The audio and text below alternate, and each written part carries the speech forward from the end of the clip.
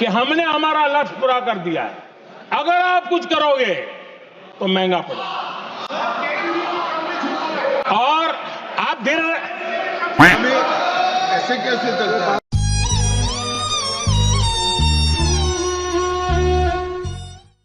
जय हिंद दोस्तों, मेरे चैनल डिफेंस डिस्कशन में आप सभी का स्वागत है। यूं तो पॉलिटिकल बात मैं नहीं करता, ना ही मुझे पॉलिटिकल बात करना अच्छा लगता है। मैं सेना, Agniveer, Assam rifle, north east से जुड़े हुए मुद्दों को ही उठाता हूं। लेकिन आज पूरा दिन संसद के अंदर चर्चा चल रही थी तो मैं उसे सुन रहा था।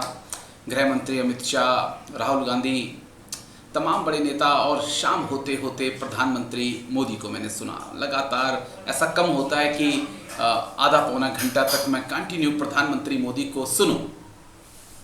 लेकिन राहुल गांधी को जब मैं सुन रहा था तो मुझे लगा कि प्रधानमंत्री मोदी को इन बातों का जवाब जरूर देना चाहिए।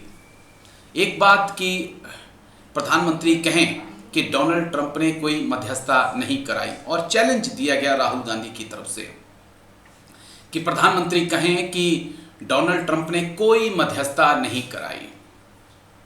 और यहां पर प्रधानमंत्री मोदी के जवाब ने मुझे चौंका दिया। पहले राहुल गांधी का वो चैलेंज सुन लेते हैं, फिर हम आगे बढ़ते हैं। अच्छा, अगर वो झूठ बोल रहे हैं तो अपने भाषण में यहां प्रधानमंत्री कह दें कि वो झूठ बोल रहे हैं। यहां पे अगर दम है तो यहां पे प्रधानमंत्री बोल दे कि ट्रंप झूठ बोल रहे हैं। If he has the courage, if he has the courage of Indira Gandhi, let him say here that Donald Trump, you're a liar, that you did not make a ceasefire. तो राहुल गांधी ने challenge दिया था प्रधानमंत्री मोदी को कि प्रधानमंत्री मोदी ये पूरे संसद में, पूरे देश के सामने कहें कि डोनाल्ड ट्रंप ने कोई मध्यस्थता नहीं कराई। लेकिन प्रधानमंत्री मोदी ने यहां पर अपने जिगरी दोस्त डोनाल्ड ट्रंप का नाम तक नहीं लिया। वो सिर्फ इतना कहते नजर आए कि दुनिया के किसी भी देश ने कोई मध्यस्थता नहीं कराई। लेकिन ऐसी क्या मजबूरी कि प्रधानमंत्री मोदी डोनाल्ड ट्रंप का नाम नहीं ले पाए। अध्यक्ष जी, दुनिया के किसी भी नेता ने भारत के ऑपरेशन रोकने के लिए नहीं कहा।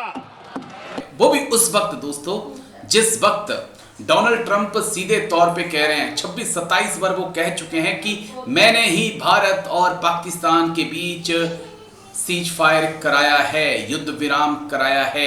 मैंने ट्रेड की धमकी देकर दोनों को युद्ध विराम के लिए तैयार किया। एक बार नहीं, दो बार नहीं, कम से कम 26-27 बार ये चीजें हो चुकी हैं।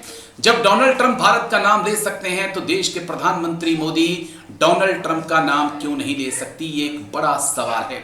लेकिन इसके पीछे के कुछ कारण और भी हैं दोस्तों। दरअसल प्रधानमंत्री मोदी का अमेरिका से रिश्ता बहुत पुराना है।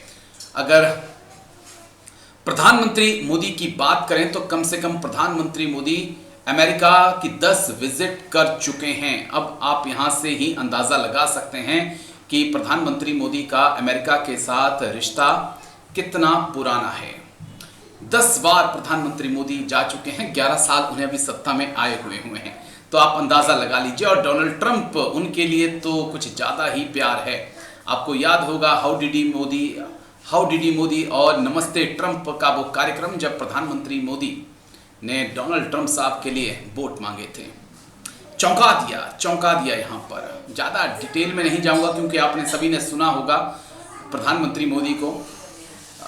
लेकिन साथ ही में एक और चीज़ जो बड़ी अहम हुई इस दौरान वो ये थी कि प्रधानमंत्री मोदी ने चाइना का भी नाम नहीं लिया। राहुल गांधी ने स्पष्ट तौर पे प्रधानमंत्री मोदी से पूछा था कि किस प्रकार से चाइना जो है वो पाकिस्तान की खुलकर मदद कर रहा है।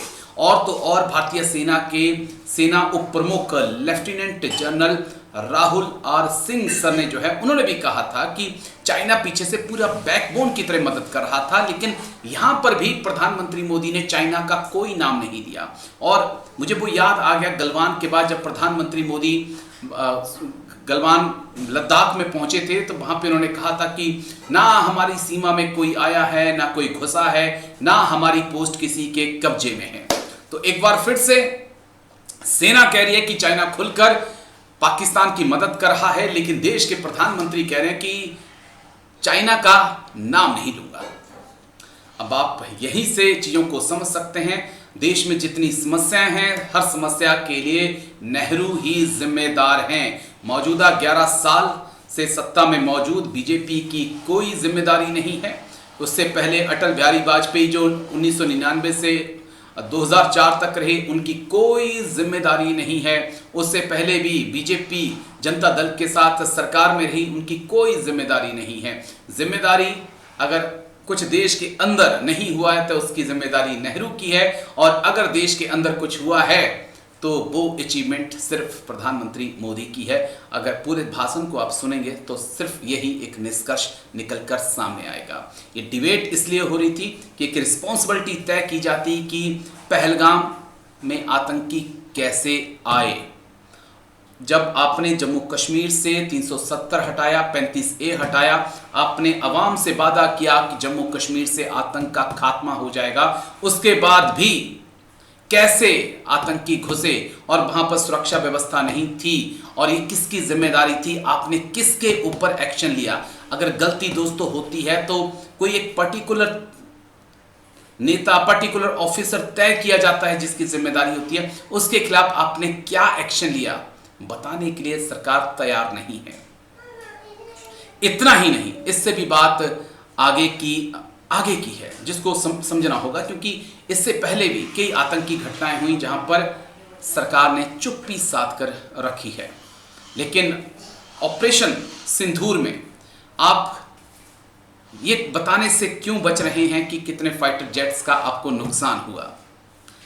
आपके सीडीएस कुछ कह रहे हैं, आपके अटैची कुछ कह रहे हैं, आपके एयरफोर्स के चीफ कुछ कह रहे हैं, आपके एयरफोर्स के ऑफिसर कुछ कह रहे हैं, और आप कुछ भी कहने से बच रहे हैं। देश के सामने स्पष्ट चीजें तो रखिए, कम से कम देश को पता तो होना चाहिए कि कितना नुकसान हुआ, नुकसान हुआ कि नहीं हुआ, ये बात तो आपको बतानी चाहिए देश को। लेकिन यहां पर भी एक सन्नाटा पसरा हुआ था, कोई बात नहीं हो रही थी। सबसे बड़ी बात है जो आखिर में मैं कहना चाहता हूं आप सभी से कि हम अपने नेताओं से उम्मीद करते हैं कि आप जब संसद में आए, सदन में आए, तो देश के सामने एक तस्वीर रखें कि उड़ी हुआ, पहलगाम हुआ, पुलवामा हुआ, उससे पहले मुंबई अटैक हुआ। इन चीज़ों से हमने सीखा क्या। बार बार इंटेलिजेंस फेलियर अगर हो रहा है तो कौन इसके लिए जिम्मेदार है, और हम ऐसा क्या करने जा रहे हैं कि इन फ्यूचर ऐसा ना हो। क्या आपके पास आगे के लिए एक विजन है। यहां पर साफ तौर पे दिखाई पड़ा कि किसी के पास विजन नहीं था। दोनों ही पार्टियां, या कहें संसद में सत्ता पक्ष और विपक्ष को सिर्फ एक होड़ थी कि हम टेलीविजन पे आएं और अपने जो दर्शक हैं या हमारा जो वोट बैंक है उसे हम साधें। यानी कि विजन नहीं, सबको टेलीविजन की तलाश थी कि ज़्यादा से ज़्यादा हमें टेलीविज़न का वक्त मिले। उन शब्दों का इस्तेमाल किया जा रहा था, उन पुराने मुद्दों को उठाया जा रहा था, उन गलतियों को उठाया जा रहा था जिससे एक दूसरे को नीचा दिखाया जा सके। पूरी सदन की कार्रवाई अगर मैं 16 घंटे तक मैं सुन पाया और समझ पाया तो इसी के आसपास थी।